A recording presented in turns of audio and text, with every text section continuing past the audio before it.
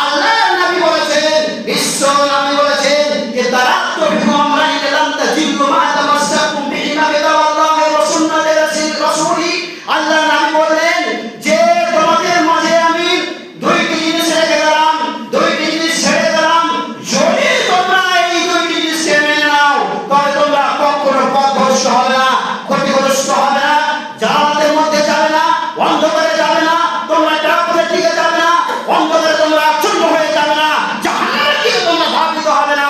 যদি তোমরা দুইটি জিনিস আঁকড়ে ধরে থাকো, মাসাক্কুম বিহিমা, যদি আঁকড়ে ধরে থাকো, মজবুত করে ধরে থাকো, দণ্ডমান থাকো, তবে তোমরা ক্ষতিগ্রস্ত হবে না, পথভ্রষ্ট হবে না, গুমরাহ হবে না। বিশ্বনবী বলেন এক নম্বর হচ্ছে কিতাবুল্লাহ, আল্লাহর কিতাব, ওয়া সুন্নাতে রাসূলি, আমার সুন্নাত, আমার তালিকা, আমি যেভাবে চলেছি, আমি যেগুলো বলতে বলেছি, আমাকে ফলো করো, আমার সুন্নাতকে ফলো করো, আমার তালিকা অনুযায়ী চলো, তবে তোমাদের কল্যাণ রয়েছে, মঙ্গল রয়েছে।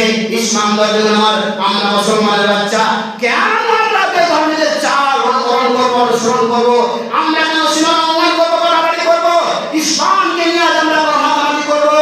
ইসলাম ধর্মের আমরা মুসলমানের বাচ্চা, আমরা ইহুদিদের কাজ করবো না, খ্রিস্টানদের কাজ করবো না, হিন্দুদের কাজ করবো না।